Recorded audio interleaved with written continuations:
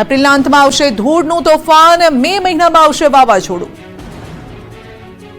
ગુજરાતમાં ઉનાળાએ આકરો મિજાજ બતાવ્યો. સૂરજ દાદા કોપાયમાન થઈને વરસી રહ્યા છે ત્યારે 2 દિવસ ગરમીથી લોકોને છુટકારો મળશે. તાપથી તો રાહત મળી જશે, પરંતુ ધૂળના તોફાનનો સામનો કરવો પડશે. હવામાન વિભાગે આગાહી કરી છે કે આગામી 2 દિવસ તાપમાનમાં 2 થી 3 ડિગ્રી ઘટવાની શક્યતા છે. રાજ્યમાં 2 દિવસ આંધી વંટોળ જેવું વાતાવરણ સર્જાશે. આગામી 2 દિવસ ધૂળની ડમરી ઉડશે. દક્ષિણ ગુજરાત સિવાય તમામ જિલ્લાઓમાં 2 દિવસ ધૂળનું જાણે કે તોફાન આવે તેવો માહોલ બની જશે.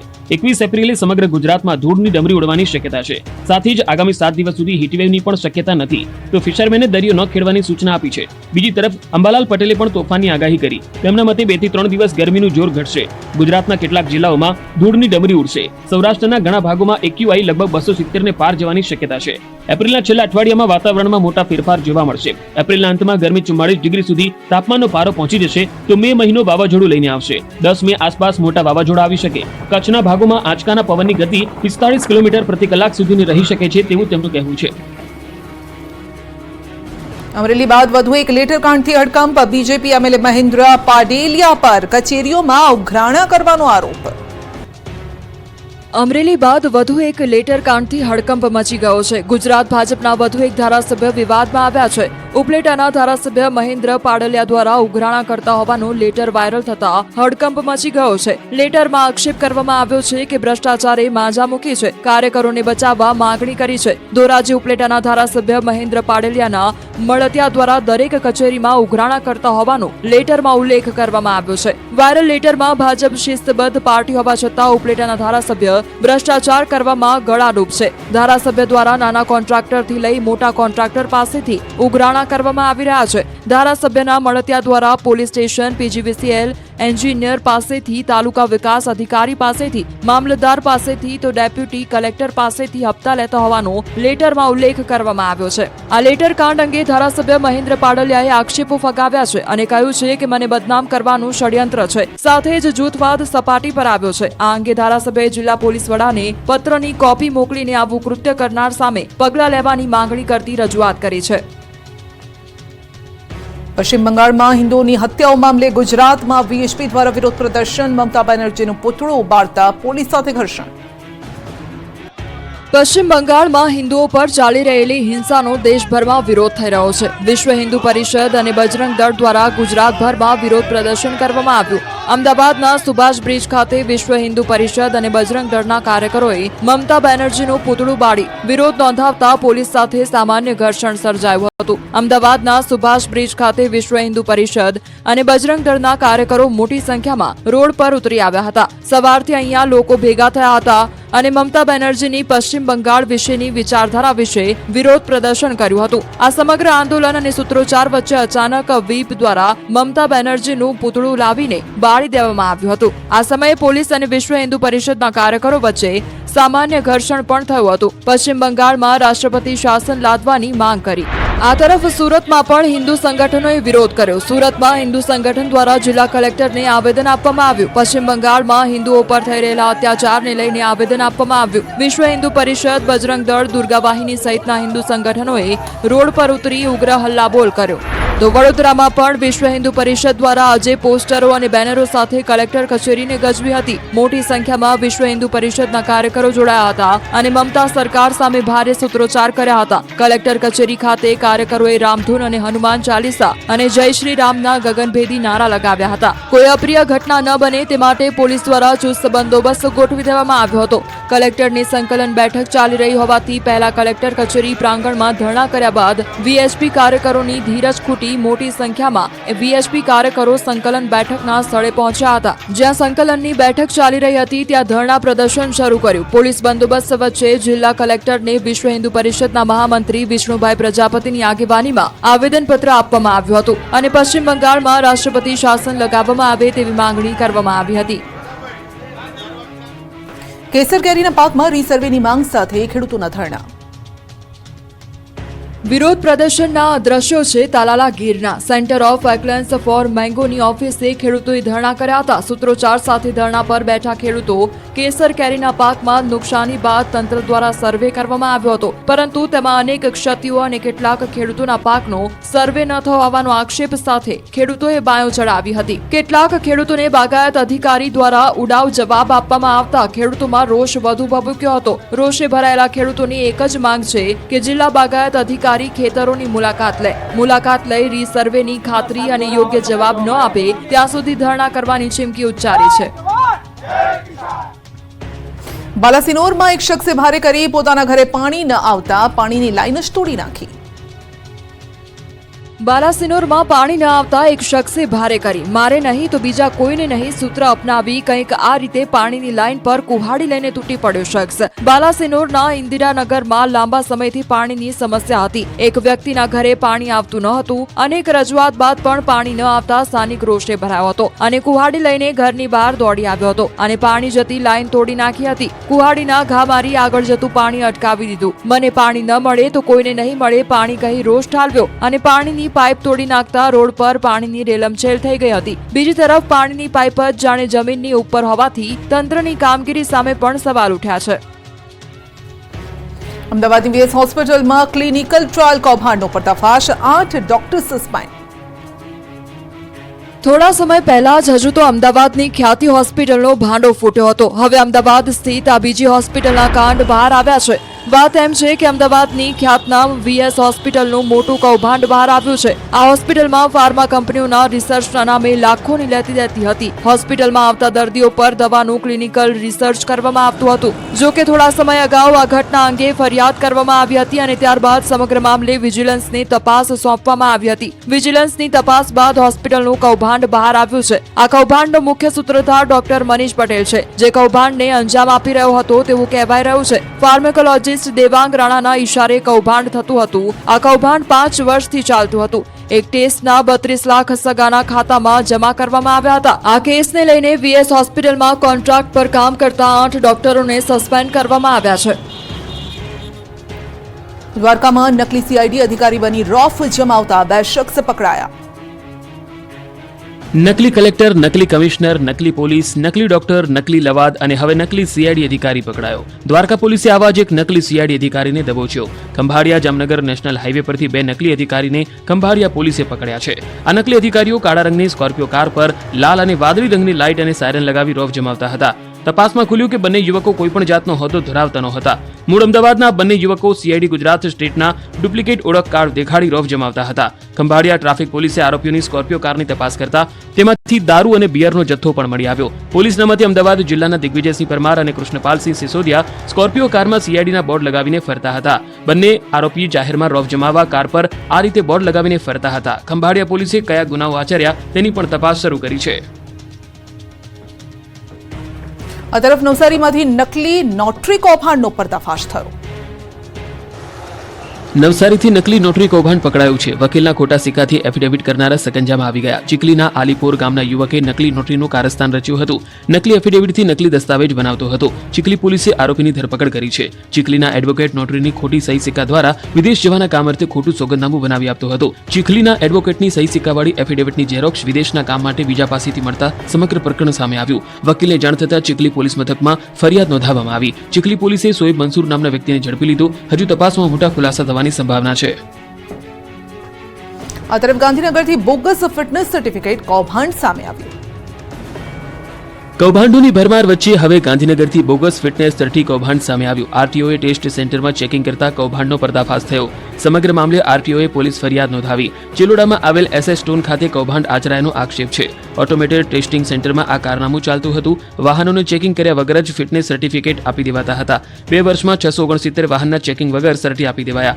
જૂના વાહનોના ફોટા મોર્ફ કરી રૂપિયા લઈ સર્ટી આપી દેવાતા હતા. વાહનોને સેન્ટર પર લાવ્યા વગર જ આપી દેવાતા હતા સર્ટિફિકેટ. સેન્ટર ધારકે બોગસ સર્ટી આપી 7.36 લાખ રૂપિયા મેળવ્યા. આકાશી અગનવર્ષા વચ્ચે સોલાર પ્લેટોમાં આગ. બનાસકાંઠાના એડાલ ગામમાં સોલાર પ્લેટ સળગી ઉઠી. ધાનેરાના એડાલ ગામમાં સોલાર પ્લેટમાં આગ લાગી. ગામમાં મોટી સંખ્યામાં પડેલી હતી સોલાર પ્લેટો. ખેતરોમાં સોલાર પ્લેટો લાગે તે પહેલા જ આ આગ લાગી. સોલાર પ્લેટમાં આગ લાગવાનું કારણ અકબંધ છે. ધાનેરા ફાયર ફાઇટર પહોંચ્યું ઘટના સ્થળે અને આગ ઉપર કાબુ મેળવવાના પ્રયાસ હાથ ધરાયા. ફ્રીજનું કોમ્પ્રેસર ફાટતા મકાનમાં લાગી આગ. ભરૂચના જંબુસરના ભાગલીવાડ વિસ્તારનો આ બનાવ છે. જંબુસરની ફાયરની ટીમ સ્થળ પર પહોંચી. આગના બનાવમાં ઘરવખરીને નુકસાન થયું. આગની ઘટનામાં જાનહાનિ નથી થઈ, એ સારા સમાચાર. બનાસકાંઠામાં પરીક્ષાની મુખ્ય ઉત્તરવહી વાયરલ થઈ. પરીક્ષામાં પૂછાયેલા અભિમાનનો જવાબ વાયરલ થયો. સ્વરૂપજીને ચૂંટણી જીત્યા બાદ અભિમાન આવ્યું. વિદ્યાર્થી અભિમાનનું વાક્ય પૂરું કરવામાં લખ્યું. પુરવણીનું કટિંગ સોશિયલ મીડિયામાં બન્યું ચર્ચાનો વિષય. જોકે સૌથી મોટો સવાલ એ છે કે આ પુરવણી કોણે વાયરલ કરી?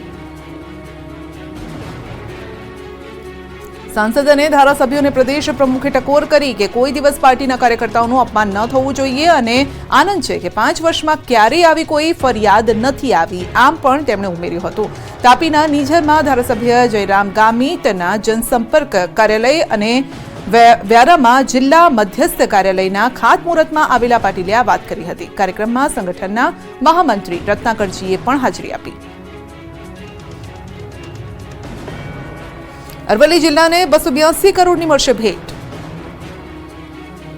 અરવલ્લી જિલ્લાને 282 કરોડની મળશે ભેટ. રવિવારે મુખ્યમંત્રી ભૂપેન્દ્ર પટેલ અરવલ્લી જિલ્લાની મુલાકાતે આવનાર છે. 282 કરોડના વિકાસ કાર્યનું લોકાર્પણ અને ખાતમુહૂર્ત કરશે. મોડાસામાં નવનિર્મિત બસ પોર્ટનું લોકાર્પણ કરશે. બસ પોર્ટનું લોકાર્પણ થતાં આવતીકાલથી એસટીના 662 રૂટ કાર્યરત થશે. બિલોડાની સબ ડિસ્ટ્રિક્ટ હોસ્પિટલનું પણ લોકાર્પણ થશે. સાંસદ કાર્યાલય સમરસ હોસ્ટેલનું પણ લોકાર્પણ કરશે મુખ્યમંત્રી. બાદમાં દિવ્યાંગોના સમૂહ લગ્નમાં પણ મુખ્યમંત્રી હાજરી આપશે. મોડાસાની સરકારી ઇજનેર કોલેજ ગ્રાઉન્ડમાં કાર્યક્રમ યોજાશે.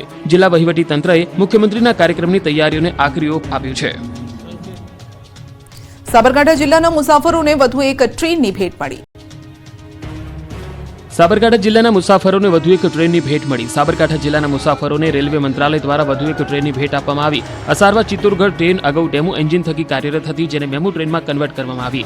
રાજ્યસભા સાંસદ રમીલાબેન બારા, પૂર્વ સાંસદ દીપસિંહ રાઠોડ અને હિંમતનગર ધારાસભ્ય વીડી ઝાલા સહિત રેલવે વિભાગના અધિકારીઓ દ્વારા મેમુ ટ્રેનને લીલી ઝંડી આપવામાં આવી. ત્યારે વિદ્યુત પાવરથી ચાલનાર મેમુ ટ્રેનના કારણે મુસાફરોનો સમય બચશે અને રેલવે તંત્રની આવકમાં વધારો થશે. તો હવે હિંમતનગરથી મુંબઈ સહિત અન્ય રાજ્યો અને ભારતભરમાં રેલવે કનેક્ટિવિટી મળે તેવી પણ આશા વ્યક્ત કરાઈ.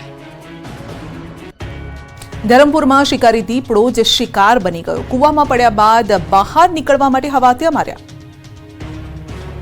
વલસાડના ધરમપુરમાં શિકારી દીપડો જ શિકાર બની ગયો હતો. શિકારની શોધમાં ગામની સીમમાં આટા મારતા મારતા એક કૂવામાં ખાબક્યો હતો, જે બાદ બહાર નીકળવા માટે હવાતિયા માર્યા હતા.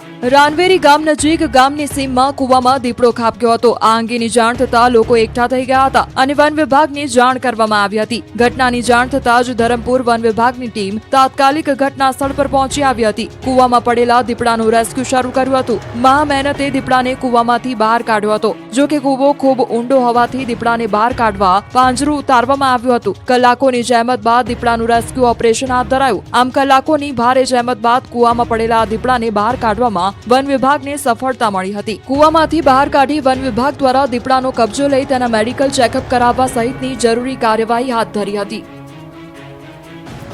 સુરેન્દ્રનગર પાસેથી પસાર થતી કેનાલમાં ગંદકીના ઢગલા.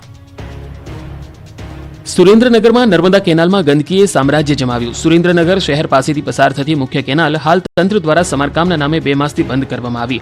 ધોળી ધજા ડેમને નર્મદાના પાણીથી ભરવામાં આવે છે. ઉનાળાના કારણે કેનાલ સમારકામ માટે બંધ કરાતા કેનાલની વાસ્તવિકતા બહાર આવી છે. કેનાલમાં ઠેર ઠેર ગંદકી અને કચરાના ઢગલા જોવા મળી રહ્યા છે. કેનાલમાં ઠેર ઠેર જંગલી ઘાસ ઉગી નીકળ્યું છે.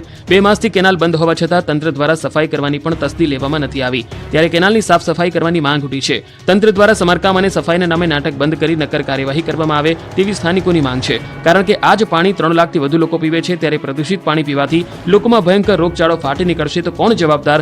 આવા અનેક સવાલ ઉઠી રહ્યા છે. કાળઝાળ ગરમીમાં ગોધરાના ગામડાઓમાં પાણીની પારાયણ શરૂ. પાણી જ જોઈએ અમારી સાહેબ. ટાંકી છે પણ પાણી જ નથી આવતું ને. એક તરફ કાળઝાળ ગરમી પડી રહી છે અને બીજી તરફ કાલોલ તાલુકાના ભાદરોલી ખુર્દ ગામમાં આવેલા તળાવ ફળિયાના રહીશો પાણી માટે રજળપાટ કરી રહ્યા છે. ગામમાં પાઇપલાઇન થકી ઘર આંગણે પાણી પહોંચાડવાની યોજના અમલમાં તો છે, પરંતુ સંપમાં પાણીનો પૂરતા પ્રમાણમાં આવતું નથી, જેથી અહીંના રહીશોને પાણી નથી મળી રહ્યું. હાલ સંપમાં પાણીની જૂની લાઇનનું કનેક્શન જોડાયેલું છે, જેમાં કેટલાક સ્થળોએ પાઇપલાઇનમાં લીકેજ હોવાથી પૂરતા પ્રમાણમાં પાણી આવી શકતું નથી. વળી ભાદરોલી ગામમાં 2 સંપ અને 1 ઊંચી ટાંકી બનાવવામાં આવી છે, પરંતુ તેમાં પણ પાણીનો જથ્થો પૂરતા પ્રમાણમાં આવતો નથી. પાણી ન હોવાને કારણે સ્થાનિકો અડધો કિલોમીટર દૂર હેન્ડપંપમાં પાણી લેવા જવા મજબૂર બન્યા છે. તો ગામમાં ચોમાસાના પાણીથી ભરાયેલું તળાવ છે, જેમાં મહિલાઓ કપડાં ધોવે છે. આ પાણી ગંદુ હોવા છતાં મહિલાઓ આ પાણીનો વપરાશ કરવા મજબૂર બની છે. ત્યારે ગ્રામજનોની સમસ્યાનો ઉકેલ આવે તેવી માંગ કરવામાં આવી છે. ગરમી વધતા તલફળીની માંગમાં વધારો, આસમાને પહોંચ્યા ભાવ. કાળઝાળ ગરમી વચ્ચે ઠંડા પીણા અને ગરમીમાં ઠંડક આપતા ફળોની માંગમાં જબરો વધારો થયો છે. ત્યારે દક્ષિણ ગુજરાતમાં જ થતી તાડફળી ફળ માર્કેટમાં તેજી આવી ગઈ છે. નવસારીમાં ગલેલી ફળ બજારમાં ઢગલા મોઢે ઠલવાઈ ગયા છે. આ ફળને તાડફળીના નામે પણ ઓળખવામાં આવે છે, પરંતુ આ વખતે ગલેલીના ભાવ આસમાને ચડ્યા છે. આ વખતે વધેલા ભાવ ગ્રાહકોના ખિસ્સાની ગરમી વધારી દીધી છે. પહેલા જે ગલેલી 100 રૂપિયામાં 10 થી 12 નંગ મળતી હતી, તે હવે 100 રૂપિયામાં ફક્ત 8 નંગ મળે છે. ઉનાળામાં શરીરને રક્ષણ આપતા આ ફળને લોકો ઊંચા ભાવે ખરીદીને પણ ખાઈ રહ્યા છે, કારણ કે ગલેલીને ગરમીમાં રાહત આપતું અમૃત ફળ કહેવામાં આવે છે. આ ફળ તાડના ઝાડમાંથી મેળવવામાં આવે છે અને હવે ધીરે ધીરે તાડના ઝાડ ઉપરથી આ ફળ પાડતા મજૂરો મળવા પણ મુશ્કેલ બન્યા છે, જેથી ભાવમાં વધારો આવ્યો હોવાની સંભાવના છે. મનરાજ ઘોડા પર પૈસાનો વરસાદ. ડાયરાના કાર્યક્રમમાં ઘોડા પર પૈસાનો વરસાદ. મનરાજ ઘોડા પર લોકોએ કર્યો રૂપિયાનો વરસાદ. રાજસ્થાન નસ્લનો ઘોડો છે મનરાજ. ગાંધીનગર પાસેના ગામમાં કાર્યક્રમ હતો, જ્યાં રૂપિયાનો વરસાદ થયો. અમદાવાદના હાટકેશ્વર બ્રિજનો મુદ્દો સંકલન બેઠકમાં ગાજ્યો. અમદાવાદના ભ્રષ્ટાચારના હાટકેશ્વર બ્રિજનો મુદ્દો કલેક્ટરની સંકલન સમિતિની બેઠકમાં ગાજ્યો હતો. એએમસી આ બાબતે કોઈ કાર્યવાહી ન કરતા કલેક્ટરને રજૂઆત કરાઈ હતી. સંકલન સમિતિની બેઠકમાં અમરાઈવાડીના ધારાસભ્ય હસમુખ પટેલે બ્રિજને લઈને રજૂઆત કરી. એએમસીના અધિકારીઓ સાંભળતા ન હોવાનો આરોપ લગાવ્યો. તો કોંગ્રેસના ધારાસભ્ય ઇમરાન ખેડાવાલાએ પણ આરોપ લગાવ્યો કે કોર્પોરેશનના સત્તાધીશો અને અધિકારીઓ હાટકેશ્વર બ્રિજ મુદ્દે કોઈ જવાબ આપતા નથી. આ બ્રિજને તોડીને નવો બનાવવો જોઈએ. બ્રિજ બંધ હોવાથી લોકો હેરાન થાય છે. સાથે જ સંકલન સમિતિની બેઠકમાં ધારાસભ્યોએ સરકારી જમીન પર દબાણો મુદ્દે બળાપો કાઢ્યો. સરકારી જમીન ઉપર થયેલા દબાણો તાત્કાલિક દૂર કરવાની રજૂઆત કરાઈ. ધારાસભ્યો દ્વારા દબાણો દૂર કરવા રજૂઆત કરાઈ હોવા છતાં કાર્યવાહી ન થતા રોષ ઠાલવ્યો. તો ધારાસભ્ય અમિત ઠાકરે પોતાના મત વિસ્તારની કરી રજૂઆત. વેજલપુર વિધાનસભા વિસ્તારમાં પોસ્ટ ઓફિસ અને રેશન કાર્ડની ઓફિસ ન હોવાની રજૂઆત કરી. એક વિધાનસભા વિસ્તારમાં મિની સચિવાલય પ્રકારની ઇમારત બનાવવાની માંગ કરી. વલસાડની પારડી પાલિકાની સામાન્ય સભામાં રાષ્ટ્રગીતનું પણ માન ન રખાયું હોવાનો આક્ષેપ. સભા સમયે સભ્યો રાષ્ટ્રગીત ગાઈ રહ્યા હતા, તે સમયે વિરોધ પક્ષના નેતા ટેબલ પર ચઢીને હંગામો મચાવ્યો. ચૂંટણી બાદ પાલિકાની પહેલી સામાન્ય સભા મળી હતી અને તેમજ વિપક્ષના નેતા બિપિન પટેલે ચાલુ રાષ્ટ્રગીતમાં હોબાળો કરી ટેબલ પર ચડી ગયા. રાષ્ટ્રગીતની પણ અવમાનના કરી. પારડી પાલિકામાં ભાજપ પૂર્ણ બહુમતીથી સત્તામાં આવ્યું હતું, જ્યારે કોંગ્રેસના માત્ર 4 સભ્યો ચૂંટાયા હતા. આ તરફ સત્તાધારીએ રાષ્ટ્રગીતનું અપમાન કર્યું હોય તેવો બિપિન પટેલે આક્ષેપ કર્યો.